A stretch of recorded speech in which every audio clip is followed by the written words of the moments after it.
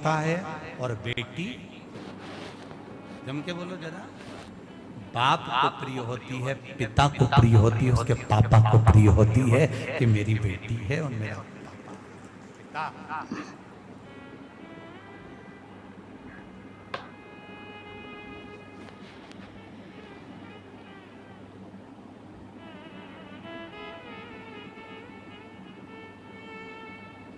मायके का मतलब मालूम होता है सबको? बोलो री बैतुल वाली जी। और जितने बैतुल के जीजा हैं वो भी बोलो। मायके का मतलब मालूम है?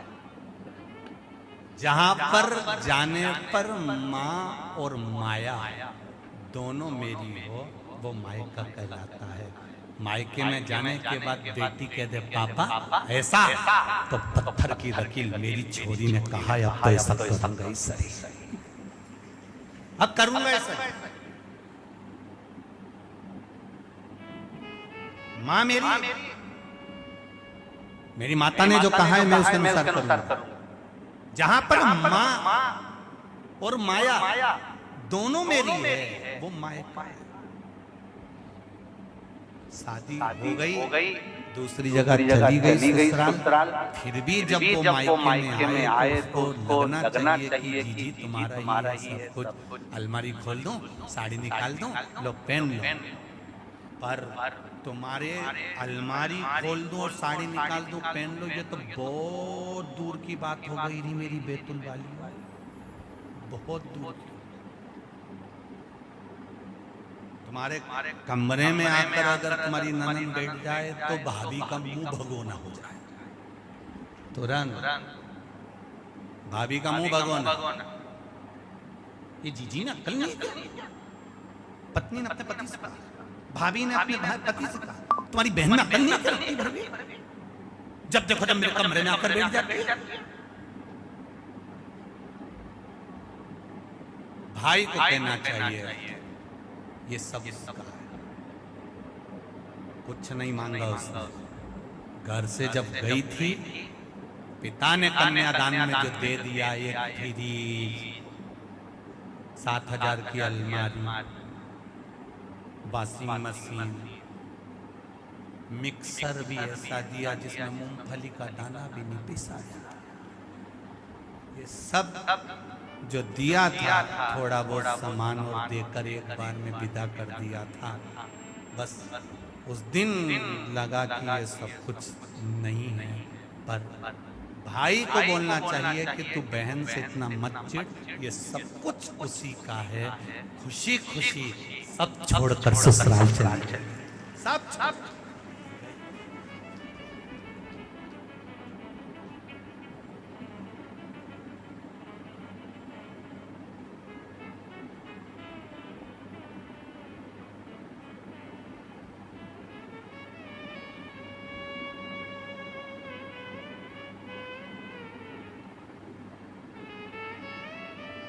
सब छोड़ दिया।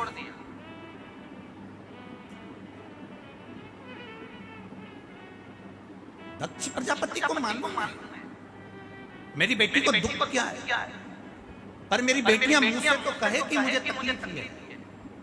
विश्वकर्मा जी को मालूम है कि मेरी बेटी को संज्ञा को दुख क्या है, पर संज्ञा एक बार तो मुंह से कहे कि पिताजी दुखी है।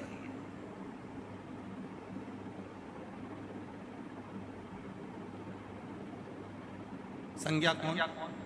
सूर्य नारायण भगवान की पत्नी।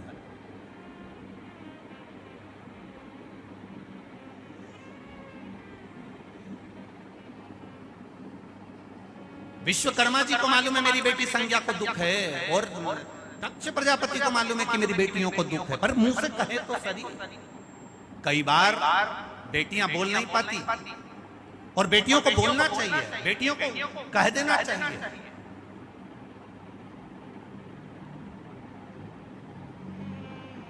पिता का प्रेम किसको कह सकते हैं, पिता की करुणा किसको कह सकते हैं? वो दिल्ली में जो श्रद्धा के 35 टुकड़े हुए किसी को ज्ञात नहीं था, केवल पिता का दिल कचोट गया। और पिता ने सोचा बहुत दिन से श्रद्धा की खबर नहीं आई। पिता उसी समय दिल्ली पहुंच गया फिर उसने ढूंढना चालू करा। जब कुछ हाथ नहीं लगा तब फिर पुलिस प्रशासन के पास गया, तब जाकर खुलासा हुआ उस बाप के सामने की बेटी के 33 टुकड़े। बाप और बेटी का अटैचमेंट किसको कहते हैं? बेटी और बाप का स्नेह किसको कहते हैं? बेटी की आंख में आंसू आते हैं और बाप पहचान जाता है कि मेरी बेटी क्यों रोई है। उसकी आंख में अश्रु कैसे आ गए, उसके नैनों में जल कैसा आ गया।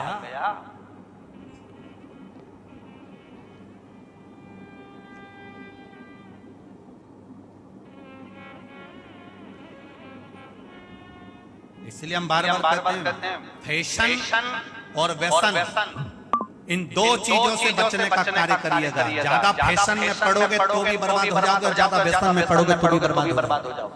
फैशन भी तुमको बर्बाद कर देगा और व्यसन भी तुमको बर्बाद कर देगा। एक जरा सा कहीं धूम्रपान कर लिया, कहीं तंबाकू खा लिया, कहीं मद्यपान कर लिया, कहीं मांसाहार कर लिया, कहीं वेश्यावृत्ति कर ली, कहीं जुआ खा लिया, फैशन भी बर्बाद करेगा और व्यसन भी बर्बाद करेगा। इन दोनों से बचने का प्रयास करिए। जिसके घर का धन फैशन और व्यसन में दोनों में जाना चालू हो जाए, समझ लो धीरे धीरे कुछ ना कुछ गड़बड़ी होना करो। हम कभी मना नहीं करते तुम फैशन मत करो, तुम्हारी मर्जी पड़े जैसा कपड़ा पहनो। अभी तो तुम यहाँ से फटी हुई पहनते हो, तुम पूरी फटी हुई पहनो तो कोई दिक्कत नहीं है। पर निवेदन है फैशन और व्यसन में अगर तुम्हारा धन जा रहा है, व्यसन में, मांसाहार में, मद्यपान में, जुआ में, वेश्यावृत्ति में, गलत काम में तुम्हारा धन जा रहा है तो बहुत दिन का ठिकाना तुम्हारा नहीं है। और फैशन में अगर तुम ज्यादा पढ़ने लगे हो तो भी तुम्हारा कोई ठिकाना नहीं है। गलती थी, एक गलती को सुधारो।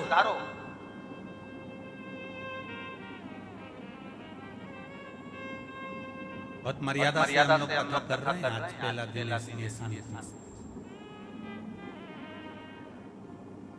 हमें भी देखना पड़ता है कि भगोनी के चावल कैसे हैं।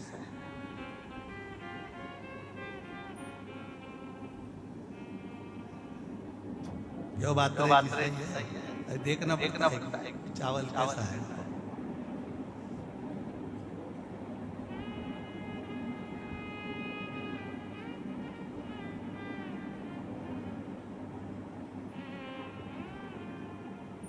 चावल जोरदार तो है, जब ये तो बैठने की जगह तक नहीं बची, सब खड़े हैं पीछे, ढेर लगे हुए अपार, इतना भीड़ है, सबका प्रेम।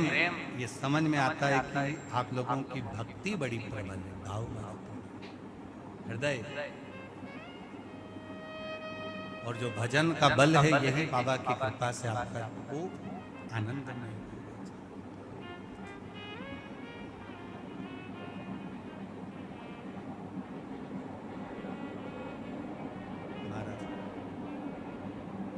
शिव कथा कर भगवान शंकर की करुणा करेंगे। पिता पुत्री का मुख देखकर पहचान जाता है तकलीफ क्या।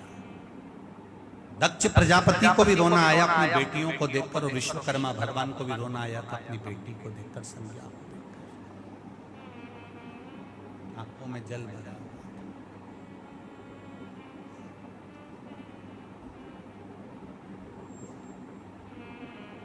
नयन में जल भरा।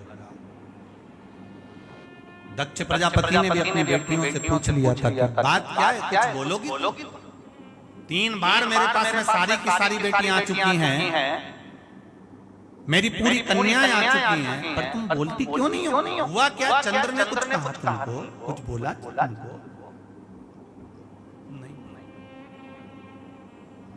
छोटा मोटा दुख होता है ना, तो ये भारत भूमि की जो मेरी बेटियां हैं, छोटे मोटे दुख को तो सहन कर लेती हैं, छोटी मोटी तकलीफ को सहन कर लेती हैं, छोटे मोटे कष्ट को सहन कर लेती हैं। भारत की बेटियां बोलती तब है जब अति हो जाती है, अति जब, तब भारत की बेटियां बोलना चालू करती हैं।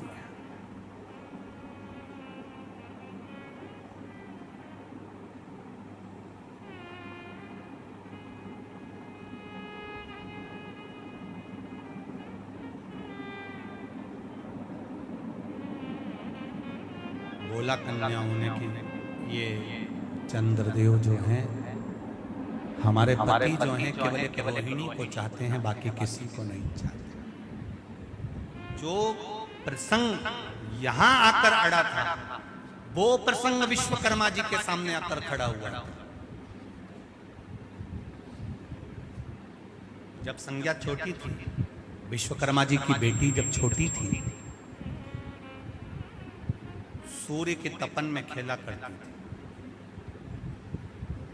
सूरज की किरणें पड़ रही और संज्ञा उसमें खेल रही। आपका बच्चा धूप में अगर खेल रहा है तो आप के मन में करुणा आएगी कि नहीं आएगी? आप बोलोगे ए छोरा चल अंदर, हे बाबू चलो अंदर, बहुत तेज गर्मी पड़ रही है, बहुत तेज धूप पड़ रही है, चलो अंदर चलो जरा। इतनी धूप में नहीं जाते, बाहर चक्कर आ जाते हैं, इतनी धूप में नहीं जाते। सूर्य की किरण अपार पड़ रही है और वहां संज्ञा खेल रही है, विश्वकर्मा जी की पुत्री खेल रही है।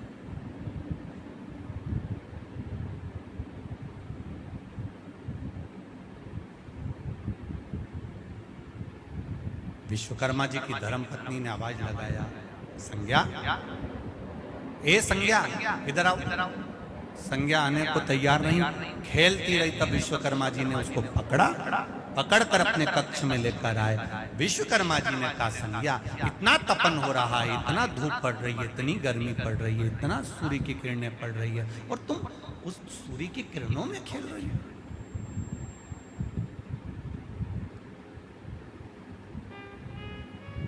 विश्वकर्मा जी ने अपनी धर्मपत्नी से कहा, मुझे लगता है हमारी बेटी को सूर्य की किरणें अच्छी लगती, इसलिए तपतपाती हुई किरणों में, सूर्य की तपतपाती हुई किरण के अंतर्गत धूप में हमारी बेटी चली जाए।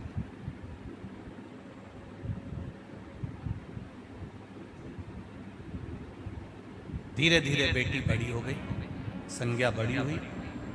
जब संज्ञा बड़ी हुई तब उनका विवाह का मन में भाव आया। तब संज्ञा को लेकर विश्वकर्मा जी पूरे ब्रह्मांड में घूम रहे हैं हाथी पर बिठाकर कि मेरी बेटी को मैं ब्याहना चाहता हूं और इसके लायक जो वर होगा मैं उससे विवाह करूंगा। आपसे भी निवेदन है, अगर तुम्हारी बेटी पढ़ी लिखी है तो उससे दुगना पढ़ा लिखा उसका वर होना चाहिए। तुम्हारी बेटी विद्वान है तो उससे दुगना विद्वान उसका वर होना चाहिए। रामचरितमानस तक में वर्णन आया है कि सीता मैया की विद्वत्ता से दुगना विद्वान राम जी को ढूंढा गया था। सीता जी ने उल्टे हाथ से धनुष को उठाया था मात्र 6 वर्ष की आयु में, और जनक जी ने मन में संकल्प ले लिया था कि इसका पति वो होगा जो सीधे हाथ से धनुष को उठाकर चढ़ाकर तोड़ देगा, बेटी उससे ब्याह दूंगा। सीता 6 वर्ष की आयु में अगर धनुष को उठा सकती है तो इसका पति वो हो जो इस धनुष को उठाकर तोड़ दे तो बेटी को ब्याह। अब विद्वत्ता देखी गई, विद्वान पद देखा गया कि सीता से दुगना विद्वान उनका पति राम होना चाहिए। उसी तरह विद्वत्ता यहाँ देखी जाती है कि विश्वकर्मा जी ने विचार करा कि मेरी बेटी का विवाह किसके साथ करूं, कोई अच्छा लड़का ढूंढ लेता हूं, इससे विद्वान होना चाहिए। अब मेरी बेटी इतनी धूप में सूर्य की किरणों में तप करती है, सूर्य की किरणों में बैठी रहती है, तो इसका पति वो होना चाहिए जो इस सूर्य की किरण से भी ज्यादा तप में लीन हो। तब हाथी पर बिठाकर विश्वकर्मा जी अपनी बेटी को लेकर गए, और जब विश्वकर्मा जी हाथी पर बिठाकर अपनी बेटी को लेकर जाते हैं और हाथी पर बिठाकर बेटी को लेकर सब जगह पर गए, जाने के बाद अंत में सूर्य देवता के पास में गए। तब संज्ञा ने सूर्य को देखा और सूर्य ने संज्ञा को देखा। तब सूर्य देवता ने कह दिया कि मैं आपकी बेटी से विवाह करना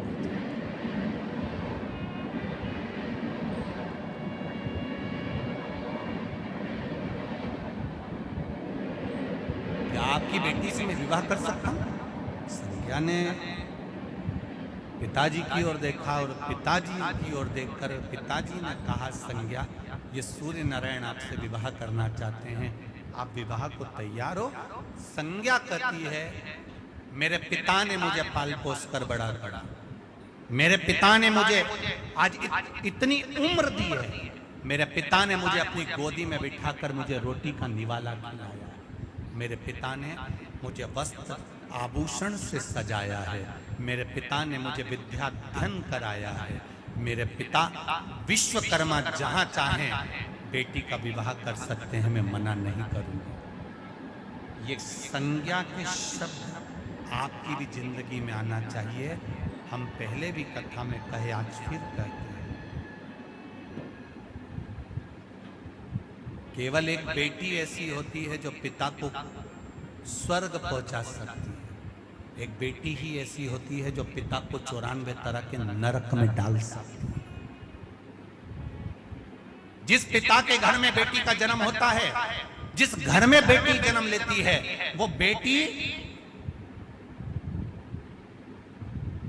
अपने पिता को कन्यादान का मौका अवश्य दे।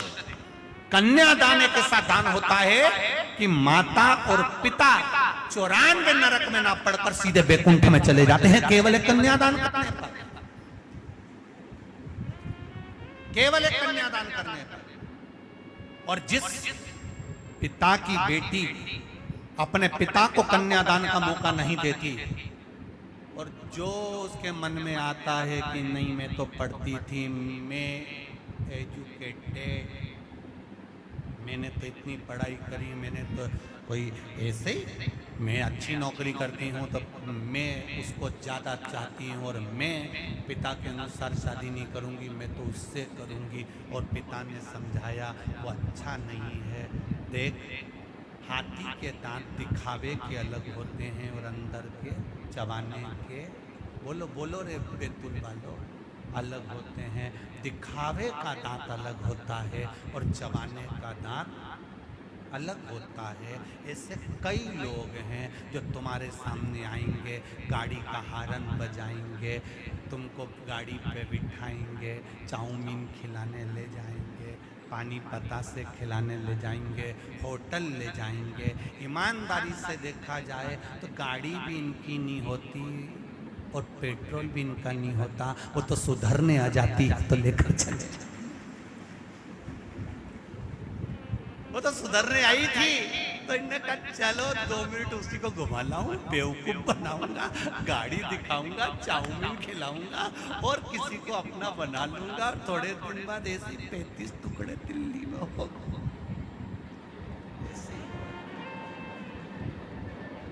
अब इसमें चतुरता तुम्हारी होना चाहिए।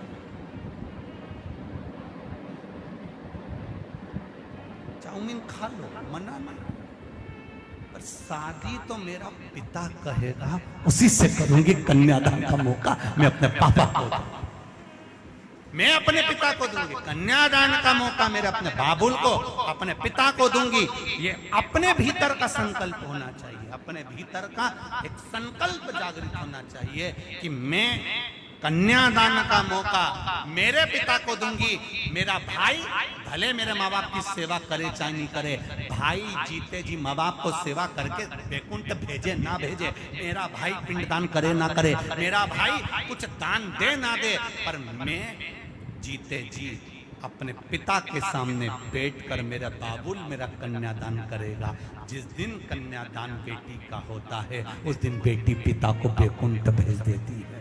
फिर हमारा सनातन धर्म, हमारा हिंदू धर्म, हमारा सनातन धर्म कहता है कि पहले के जमाने में पिता और माता तीर्थ भी जब जाते थे, जब कन्या की, अरे बोलो बोलो जरा, शादी कर देते थे। इसका मतलब ये होता था तीर्थ जाने का कि मतलब अब बेटी का ब्याह हो गया, अब अपन तो चलो बैकुंठ चले, अब अपने को कोई मतलब नहीं, बस बेटी का ब्याह।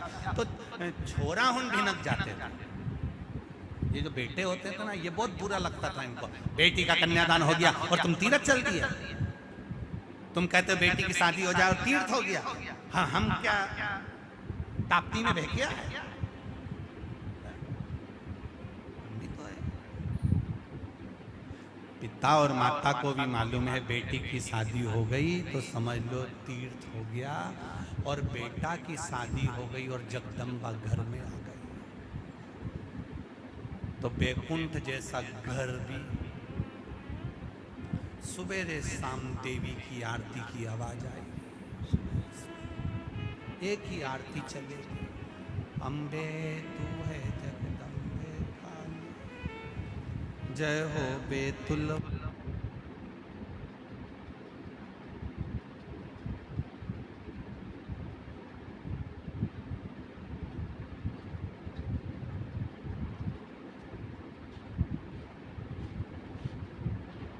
उधर से आवाज, कहीं उधर से आवाज।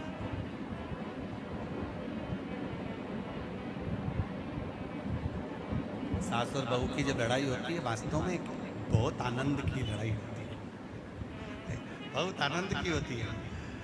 कभी कभी उनको तुम देखना, इधर से कमरे में से सांस निकल गई, मैंने तो पहले किया था, फिर इतने में बहू चिल्लाती आएगी, मैं तो अपना मायके जा रही तुम्हारे से परेशान हो गई, इतने में पति उधर से खेगा।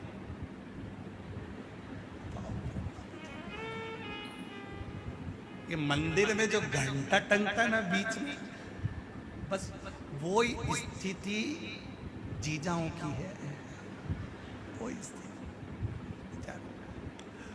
ये कुछ बोले तो घंटा बजे, ये कुछ बोले तो घंटा बजे, परेशान। थोड़ा नियमता में, आनंद में, सुख। कन्यादान का मौका दो अपने माता पिता को, जीवन सार्थक होगा। कहा संज्ञा से विश्वकर्मा जी ने कहा, बेटी सूर्य नारायण भगवान मांग रहे हैं आपको, कन्यादान कर दूं? संज्ञा ने कहा जहां मेरा पिता चाहे वहां कन्यादान। सूर्य देवता ने कहा संज्ञा मैं शादी तो तुमसे करना चाहता हूं, विश्वकर्मा जी भी राजी हैं, आप भी राजी हो, पर एक बात कहना चाहता हूं, मेरे तप को क्या तुम सहन कर सकती हो? कितनी तेज किरण है मेरी, कितना प्रकाश है मेरा, कितनी तपन है मुझ में, क्या तुम उस तपन को सह सकती हो? संज्ञा ने कहा जिस घर के संस्कार अच्छे होते हैं उस घर में बेटी ये सीख कर जाती है कि अगर ससुराल में दुख भी मिलेगा तो थोड़ा सहन करना है, दौड़ दौड़ कर मायके नहीं आना है। ये संस्कार बोलते हैं, ये संस्कार।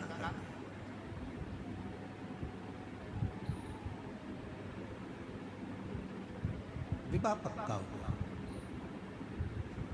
संज्ञा की शादी भी हो गई सूर्य नारायण भगवान से। क्या जोरदार विवाह हुआ, खूब जोरदार।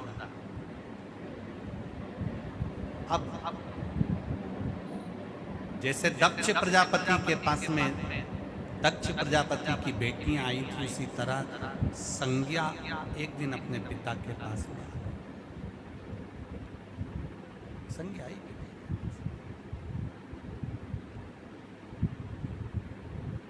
और जाओ अपने पिता के पास, दिल से जाओ।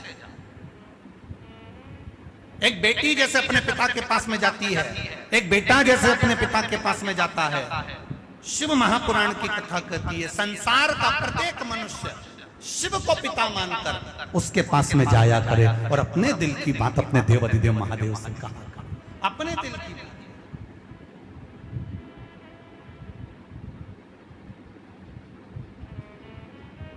अपने हृदय की बात करें।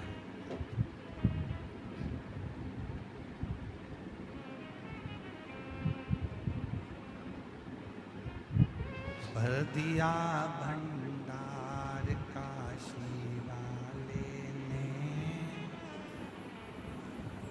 कर दिया माला माल काशी वाले ने, भर दिया भंडार काशी वाले ने, कर दिया माला माल काशी वाले, कर दिया भंडार काशी वाले ने, कर दिया माला माल काशी वाले ने, ओ कर दिया भंडार काशी वाले ने, कर दिया माला माल काशी वाले ने, भर दिया भंडार काशी वाले ने, कर दिया माला माल काशी वाले ने।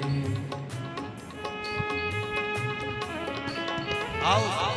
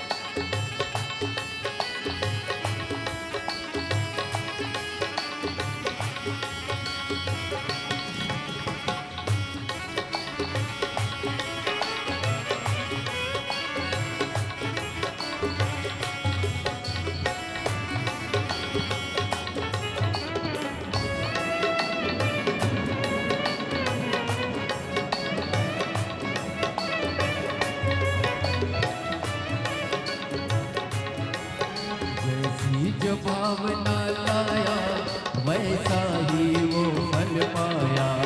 जैसी जो भावना लाया वैसा ही वो फल पाया। नहीं खाली उसे लौटाया वो मन ही मन हर्षाया। नहीं खाली उसे लौटाया वो मन ही मन हर्षाया। कर दिया कर दिया माला माल काशी वाले, भर दिया भंडार काशी वाले, भर दिया माला भाव से।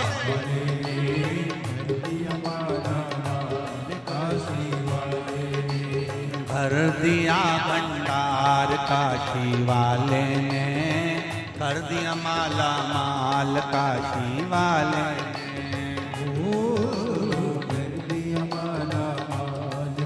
भाव से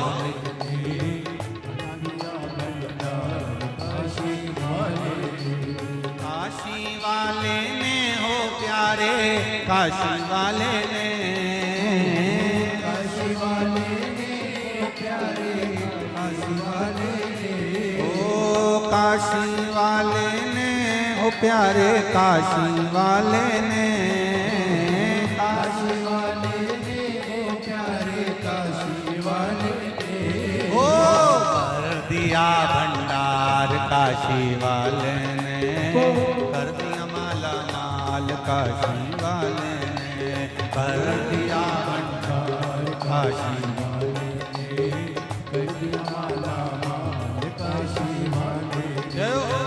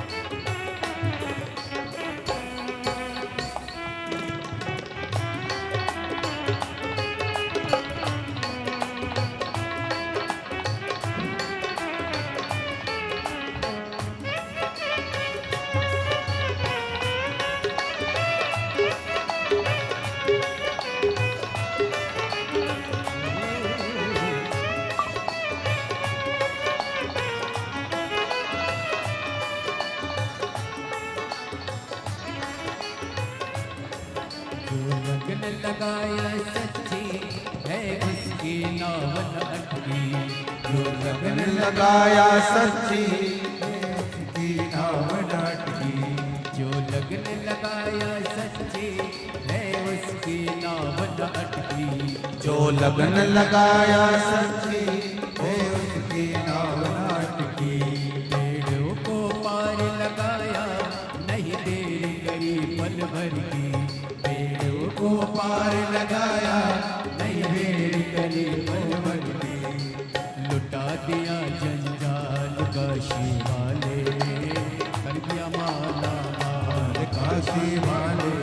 ओ मिटा दिया जंजाल काशी वाले ने कर दिया माला माल काशी वाले कर दिया माला माल काशी वाले ने ओ कर दिया माला प्रेशर काशी वाले ओ कर दिया माला माल काशी वाले ने माला माल काशी वाले कर दिया माला माल काशी वाले ने भर दिया भंडार काशी वाले ने कर दिया माला माल काशी वाले आओ आनंद से काशी वाले।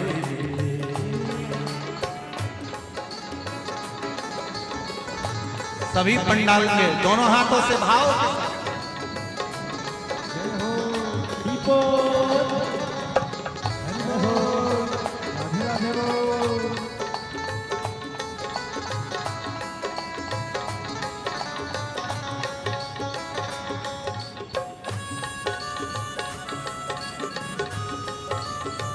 शंभु शंभु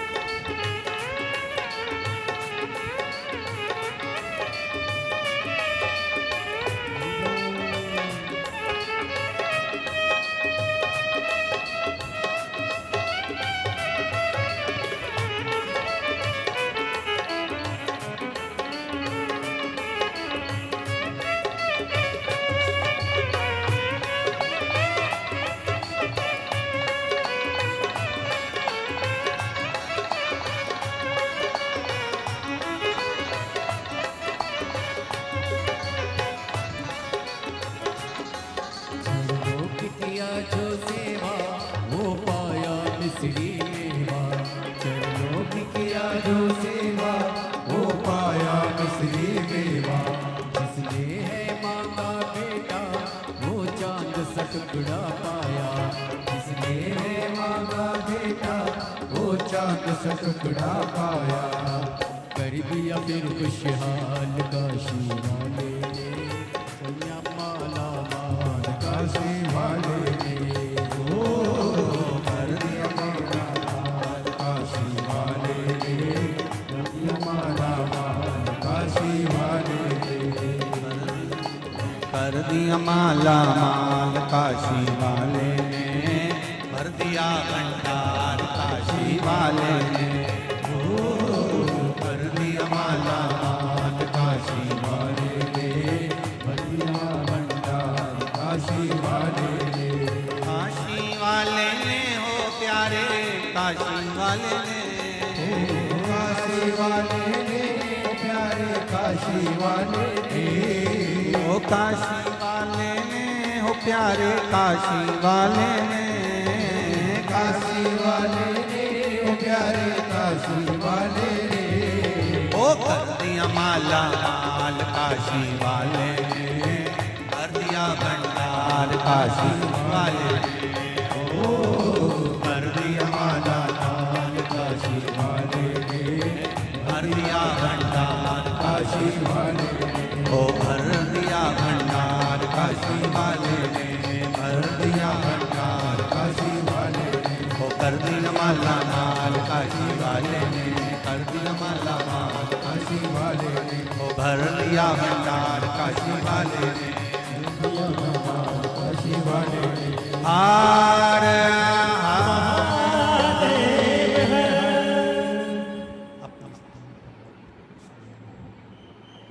अपने स्थान पर बैठकर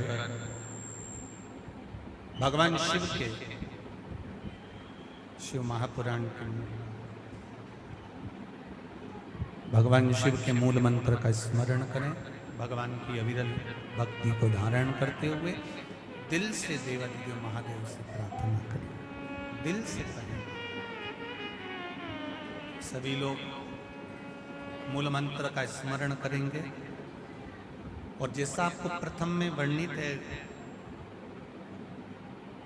जैसा आपको प्रथम में वर्णित है, मंत्र के जाप के बाद में अपने हृदय की बात बाबा देवादिदेव महादेव से भाव श्री शिवाय नमस्तु, श्री शिवाय नमस्तु, श्री शिवाय नमस्तु, श्री शिवाय नमस्तु, श्री शिवाय नमस्तु। भोला सब दुख काटो ओ भोला सब दुख काटो शिव शंकर जपो तेरी माला, भोले बाबा जपो तेरी माला, भोला सब दुख काटो ओ भोला सब दुख काटो भगवान देवादिदेव महादेव की कथा कर, भगवान शिव का चरित्र पावन वर्णन कर रहा। दक्ष प्रजापति बेटी का स्वरूप देखकर पहचान गए थे तो बेटियों से पूछ लिया। विश्वकर्मा जी ने बेटी का विवाह कर दिया। संज्ञा देवी भगवान सूर्य नारायण भगवान के साथ में रहने लगे। समय आया और अभी आपको कथा में कहा था कि जैसे एक बेटी का विश्वास उसके पिता में होता है, एक बेटे का विश्वास उसके पिता में होता है, शिव महापुराण की कथा कहती है ऐसा विश्वास तुम्हारा देवादिदेव महादेव में होना चाहिए, तब महादेव कुछ कृपा करता है। एक पत्र देखिए बड़ा सुंदर,